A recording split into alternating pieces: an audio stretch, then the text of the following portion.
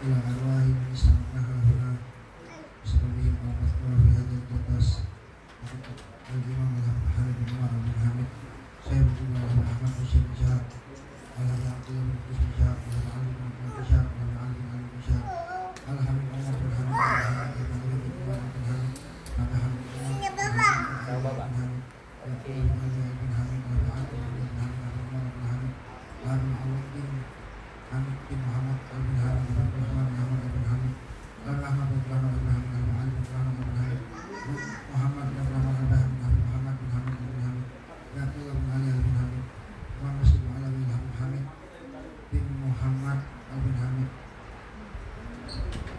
الحمد خالد بن حميد شهاب الحمد سنة الأربعة بحسن بن شهاب الحمد فؤاد بن عمرو بن فقيه أبو مسلم حسن الأربعة محمد بن عمرو بن مسلم بن محمد شهاب أبو عبد الله بن سبب شهاب علي بن سلمة المدين بن حمزة بن عمرو بن سلمة بن علي بن جعفر بن يوسف محمد بن علي بن جعفر بن يوسف بن فضل بن مسلم معبود بابا رقية بن دهان بن مسلمة وبابا سعد بن دهان بن فقيه وبابا عائشة الظاهر وبابا عائشة بنت علوي الحمد بن حميد وبابا فاطمة بنت علي بن حميد وبابا زبيدة بنت علي بن حميد وبابا نور بنت أحمد بن رحمن بن حميد وبابا سلمة بنت عبد الرحمن بن حميد وبابا زينب بنت سالم شهاب وبابا فاطمة بنت أحمد شهاب وبابا نور بنت سالم شهاب وبابا محمد بنت يوسف شهاب على الحمد بن رحمن بن أحمد بن رحمن بن حميد أخي نصر علي بن رحمن بن حميد آمين الحبيب حامد بن أحمد بن حميد وإلى أرواح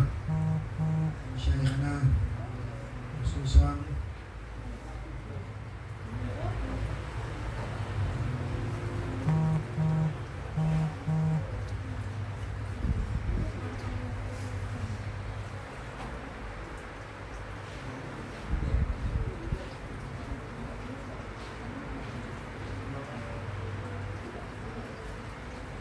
Imam Al-Habib Salim bin Abdullah Syadri Al-Habib Idris bin Bakar bin Sumaid Al-Habib Abdullah bin Muhammad bin Syahab Al-Habib Umar bin Al-Atas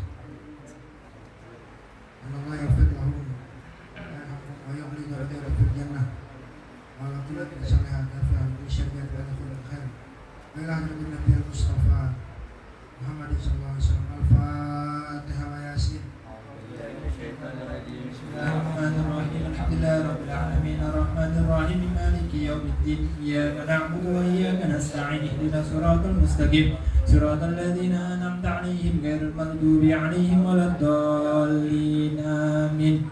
Bismillah a'udzu billahi minasyaitonir rajim. Bismillahirrahmanirrahim. Yasin wal qur'anil hakim innaka laminal mursalin 'ala siratal mustaqim. تنزيل العزيز الرحيم لتنذر قوما ما أنذر آباؤهم فهم غافلون لقد حق القول على أكثرهم فهم لا يؤمنون إنا جعلنا في أعناقهم أغلالا فهي للأذقان فهم مقمحون وجعلنا من بين أيديهم سدا ومن خلفهم سدا فأغشيناهم فهم لا يبصرون وسواء عليهم أنذرتهم أم لم تنذرهم لا يؤمنون إنما تنذر من اتبع الذكر وخشي الرحمن بالغيب وبشره بمغفرة وأجر كريم. إنا نحن نحيي الموتى ونكتب ما قدموا وآثارهم وكل شيء أحصيناه في إمام مبين. واضرب لهم مثلا عذاب القرية جاءها المرسلون إذ أرسلنا إليهم مسلمين فكذبوهما فأتسنا بسلس فقالوا إنا إليكم مرسلون. قالوا ما أنتم إلا بشر مثلنا وما أنزل الرحمن من شيء أنتم إلا تكذبون. قالوا ربنا يعلم إنا إليكم لمرسلون وما علينا إلا البلاغ المبين. قالوا إنا طيرنا بكم لئن لم تنتهوا لنرجمنكم وليمسنكم منا عذاب أليم. قالوا طائركم معكم وإن ذكرتم بل أنتم قوم مسرفون. وجاء من أقصى المدينة رجل يسعى قال يا قوم اتبعوا المرسلين اتبعوا من لا يخلقوا غير مهتدون. وما لي على عبد الذي فطرني وإليه ترجعون. أتخذ من دونه آلهة يريد الرحمن بدغ لدوني عني شفاعة ولا ينقذون. إني إذا لفي ضلال مبين. إني آمنت بربكم فاسمعون. قيل ادخل الجنة قال يا ليت قومي يعلمون بما غفر لي ربي وجعلني من المكرمين. وما أنزلنا على قومه من بعده من جند من السماء وما كنا منزلين. إن كانت إلا صيحة واحدة فإذا هم خامدون. يا حسرة على العباد يا رسول الله كانوا به يستهزئون.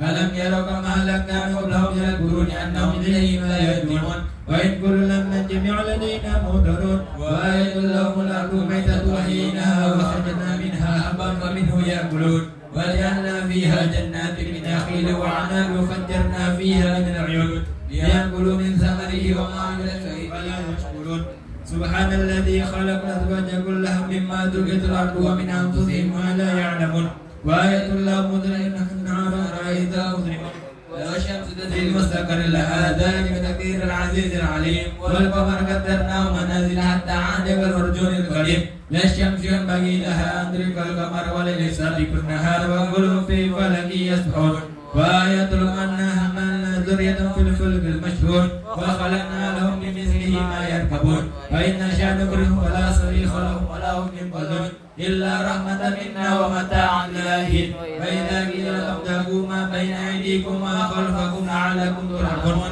وما تأتيهم من آيات ربهم إلا كانوا عنها معرضين وإذا قيل لهم انفقوا مما رزقكم الله قال الذين كفروا للذين آمنوا أنفقوا ما يشاء الله طعما إن أنتم إلا في ضلال مبين ويقولون متى هذا الوعد إن كنتم صادقين إلا صيحة واحدة تأخذهم وهم يخصمون فلا يستطيعون توصية ولا إلى أهلهم يرجعون ونفخ في الصور فإذا هم من الأجداث إلى ربهم ينسلون قالوا يا ويلنا من بعثنا من مرقدنا هذا موعد الرحمن وصدق المرسلون إن كانت إلا صيحة واحدة فإذا هم جميع لدينا منذرون فاليوم لا تظلم نفس شيئا ولا تجزون إلا ما كنتم تعملون إن أصحاب الجنة اليوم في شغل فاكهون هم وأزواجهم في ظلال الأرائك متكئون لهم فيها فاكهة ولهم ما يدعون سلام قولا من رب رحيم وامتازوا اليوم أيها المجرمون ألم أعلم يا بني آدم أن لا تعبدوا الشيطان إنه لكم عدو مبين وأن اعبدوني هذا الصراط المستقيم ولقد أضل منكم جبلا كثيرا أفلم تكونوا ذاكرون هذه جهنم التي كنتم توعدون اصلوها اليوم بما كنتم تكفرون اليوم نختم على أفواههم وتكلمنا أيديهم وتشهد أرجلهم بما كانوا يكسبون ولو نشاء لطمسنا على أعينهم فتصبروا عنا يبصرون ولو نشاء لمسخناهم على مكانهم فانتظروا ولا يرجعون ومن عمل ذنبا فلا يعقلون ومن علم الشر وما ينبغي له إن هو إلا ذكر وقرآن مبين لينذر من كان حيا وينذر قول عن الكافرين أولم ير أنا خلقنا لهم مما نزعجين أنعاما فهم لها مالكون وذللناها لهم ومنها ركوبهم ومنها يأكلون ولهم فيها منافع ومشارب فلا يشكرون واتخذوا من دون الله آيات لعلهم ينصرون لا يستطيعون نصرهم وهم لهم جند محضرون فلا يأتوك قولهم إنا نعلم ما يسرون وما يعلنون أولم ير الإنسان أنا خلقناه من نطفة فإذا هو خصيم مبين وضربنا مثله الذي ألقى قال من يحيي الله وهو رميم قل يحيي الذي أنشأها أول مرة وهو بكل خلق عليم الذي جعل لكم من شجرة الأرض وإلى منه توقدون أوليس الذي خلق السماوات والأرض بقادر على أن يخلق مثلهم بلى وهو الخلاق العليم إنما أمره إذا أراد شيئا أن يقول له كن فيكون فسبحان الذي بيده ملكوت كل شيء وإليه ترجعون.